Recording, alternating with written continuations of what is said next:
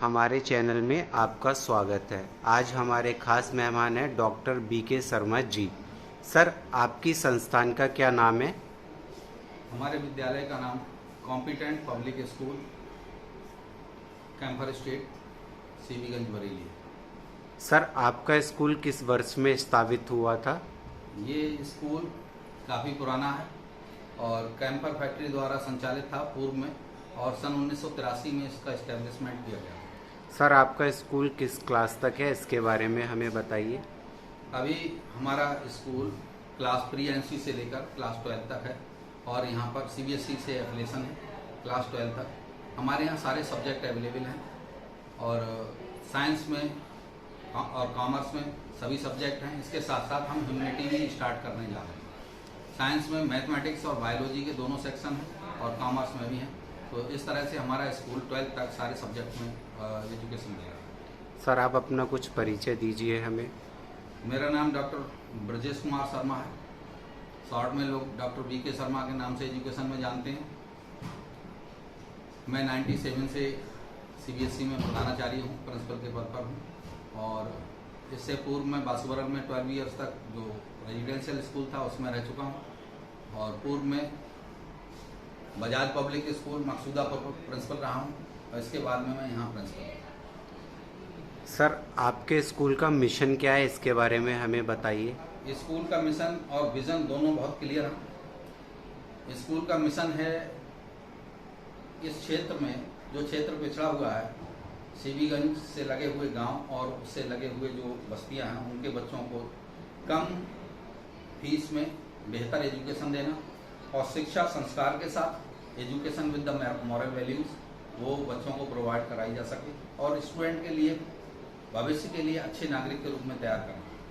वो जिस फील्ड में रहें, जिस क्षेत्र में भी जाएं, उनके साथ में ईमानदारी रहे, और वो ईमानदारी से हमारे समाज की और हमारे देश की उन्नति में सहायक हो। ऐसी हमारी कोशिश है, और ये हमारा मिशन है। सर, आजकल व्यक्तित्व विकास बहुत ज़रूरी है, जी, तो आप इसके बारे में अपने कुछ विचार देने चाह रहे हो? व्यक्तित्व विकास जरूरी है, और व्यक्तित्व बाह्य आवरण से नहीं बल्कि चरित्र निर्माण कहिए, इसके लिए तो ज़्यादा बेहतर होगा कि अगर हम किसी बच्चे का चरित्र निर्माण कर देते हैं तो उसके व्यक्तित्व का संपूर्ण विकास होता है। और व्यक्तित्व भी ऑलराउंड डेवलपमेंट होता है, चहुमुखी बहुमुखी विकास होता है बच्चे का। इस तरह से प्रयास किया जाता है। हमारे यहाँ जो बच्चे आते हैं वो थोड़ा सा पुअर सोसाइटी से आते हैं, उनके लिए कम फीस में बेहतर एजुकेशन देना, और एजुकेशन के साथ साथ उनका ऑलराउंड डेवलपमेंट के लिए उनको एकेडमिक और स्पोर्ट्स की सारी फैसिलिटी देके उनके व्यक्तित्व को विकास किया जाता है। व्यक्तित्व विकास में चारित्रिक गुण जो हैं वो महत्वपूर्ण है, जैसे सच बोलना, ईमानदार होना। ये व्यक्तित्व के अगर गुण हैं तो वो हीरा, honesty is the best policy. वो ऐसा हीरा है जो संसार में कहीं पर भी जाए उनकी पहचान अलग ही होती है। क्योंकि किसी ने कहा है कि सदाकत खुद ब खुद करती है चर्चा हर जमाने में। कभी खुशबू भी कहती है हमें तुम सूंघ कर देखो।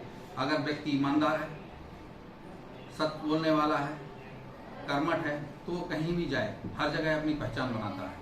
तो इस तरह से व्यक्तित्व के निर्माण में हमारे विद्यालय की महत्वपूर्ण भूमिका है। जो बच्चे यहाँ आएंगे उनका व्यक्तित्व सर्वांगीण विकास होगा, और वो लेकर उससे जाएंगे तो सोसाइटी का भी विकास होगा। इस तरह से समाज निर्माण में विद्यालय की भूमिका इम्पॉर्टेंट है, और हम उस इम्पॉर्टेंट भूमिका को निभा रहे हैं। सर, संचार और कंप्यूटर आजकल की आवश्यकताएं हैं, इस पे आपके क्या विचार हैं? जी, कंप्यूटर के बिना आज का जीवन संभव नहीं है। हम किसी भी क्षेत्र में जाते हैं तो कंप्यूटर की अगर नॉलेज है तो वो जो है ठीक से कर पाते हैं। अगर आज जो है चंद्रयान वहाँ पर पहुँचा है तो इसमें कंप्यूटर की भूमिका है। साइंस के किसी भी काम में कंप्यूटर की भूमिका है। तो इंफॉर्मेशन टेक्नोलॉजी का ये युग है। इंफॉर्मेशन टेक्नोलॉजी के कारण वो कोई भी अगर प्रैक्टिकल हो रहा है, कहीं हम किसी डेटा ट्रांसफ़र कर रहे हैं, तो वो सब उसी की मदद से होगा। इसके लिए हमने IT एक इंफॉर्मेशन टेक्नोलॉजी के वोकेशनल सब्जेक्ट को स्टार्ट किया है, जो 6 to 12 हमारे यहाँ शुरू हो गया है, और उसको बच्चे पढ़ रहे हैं। इंफॉर्मेशन टेक्नोलॉजी और कंप्यूटर दोनों को पढ़ रहे हैं, और उसके साथ साथ कंप्यूटर पर प्रैक्टिकल भी कर रहे हैं लैब में जाकर, और बच्चे सीख कर आगे बढ़ रहे हैं। आज बच्चे जो है हम लोगों की पीढ़ी से ज़्यादा योग्य हैं और ज़्यादा अच्छे से सीख रहे हैं। सर, इस विद्यालय के बारे में सबसे अच्छी बात क्या है जो इसे अन्य विद्यालयों से अलग बनाती है? एक चीज जो हम कह सकते हैं वो सबसे बड़ी बात है, ये अनुशासन। दूरदृष्टि, कड़ी मेहनत, पक्का इरादा और अनुशासन ही देश को महान बनाता है।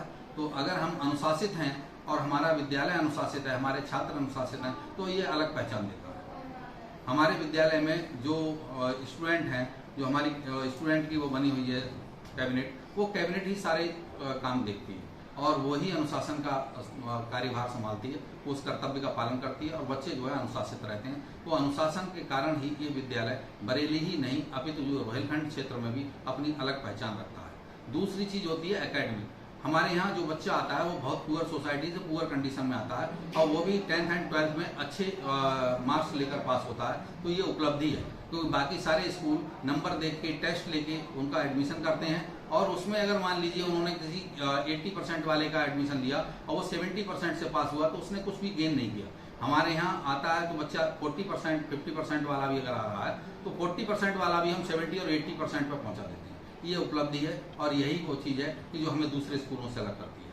हम शिक्षा सबके लिए, विकास सबका। अगर शिक्षा सबके लिए तो कुछ को वंचित केवल इसलिए क्यों कर दिया जाए कि 10th में वो अच्छा परफॉर्म नहीं कर पाए। अगर जो स्कूल ऐसा कर रहे हैं तो वो स्कूल समाज के साथ या उन बच्चों के साथ इंसाफ नहीं कर रहे हैं कि जो इन बच्चों के किसी भी कारण से 10th में पढ़ नहीं पाए, ध्यान नहीं दे पाए, बीमार हो गए, घर की कंडीशन ठीक नहीं थी, तो 10th में अगर वो पिछड़ गए तो क्या आगे उन्हें पढ़ने का राइट नहीं है? उनको पढ़ने का मौका मिलना चाहिए और अगर पढ़ने का मौका मिलता है तो वो प्रूव करते हैं। हमारा विद्यालय ऐसे सभी बच्चों को जिनकी परफॉर्मेंस 10th में बहुत पुअर रही है और 12th में उनके लिए मैथमेटिक्स, बायोलॉजी या कॉमर्स जो वो लेना चाहते हैं वो सारे सब्जेक्ट लेके बच्चे की इच्छा से सब्जेक्ट दिए जाते हैं, ना कि हमारे किसी टीचर की या पेरेंट की इच्छा से। हम बच्चे की इच्छा से सब्जेक्ट देते हैं और वो उन सब्जेक्ट्स में अच्छा परफॉर्म करते हैं। ये ऐसा मेरा अनुभव है। सर, एक्स्ट्रा करिकुलर एक्टिविटीज़ में आपके यहाँ पे क्या क्या होता है? एक्स्ट्रा करिकुलर एक्टिविटीज जितनी भी हमारे यहाँ हैं वो सारी हम करवाते हैं। स्टेज पर सारे बच्चे आते हैं, परफॉर्म करते हैं। स्टेज परफॉर्मेंस में हमारे यहाँ बच्चे बहुत ज़्यादा एक्सपर्ट हैं और वो तरह तरह के जो लोक संगीत पर आधारित गीत हैं, वो नृत्य हैं, नाटिकाएं हैं, वो सब करते हैं। इसके अलावा आर्ट एजुकेशन में तरह तरह के क्राफ्ट के और आर्ट के कार्य बच्चे अपने आप करते हैं और प्रतियोगिताएं कराई जाती हैं। उन प्रतियोगिताओं से उन बच्चों को पुरस्कृत किया जाता है जो उसमें प्रथम, द्वितीय और तृतीय स्थान प्राप्त करते हैं। तो को करिकुलर एक्टिविटीज़ में स्पोर्ट्स के साथ साथ जो हमारा स्टेज परफॉर्मेंस है वो, प्लस जो है उनका राइटिंग कंपटीशन, उनका जो मतलब ड्राइंग कंपटीशन, ये सारे कंपटीशन, ये ऐसे राइटिंग कंपटीशन, तो ये कंपटीशन भी कराते हैं जिससे बच्चे समय समय पर जो इनमें भाग लेते हैं और उन्हें पुरस्कृत किया जाता है। सर, आप कोई मैसेज देना चाह रहे हो बच्चों को या उनके पेरेंट्स को? आज के समय में जो चीज़ वरदान है वही अभिशाप है।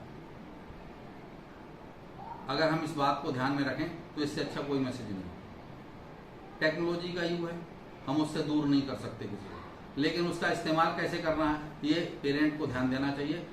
मोबाइल या आईटी या इंफॉर्मेशन टेक्नोलॉजी का जो इस्तेमाल है वो बच्चे को उसका दुरुपयोग ना करें और दुरुपयोग करके अपना समय खराब ना करें। ये हमारा पेरेंट्स के लिए, बच्चों के लिए सबसे अच्छा संदेश है कि मोबाइल के इस्तेमाल को सदुपयोग करें, दुरुपयोग न करें। घर पर भी इसका कम इस्तेमाल करें।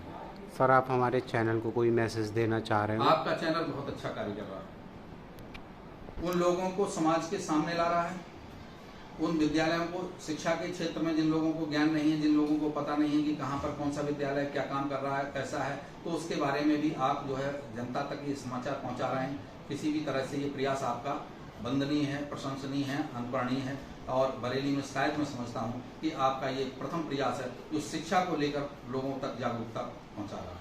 और मैं मेरी तरफ से आपको हार्दिक शुभकामनाएं। आपका कार्य मंगलमय हो, आपका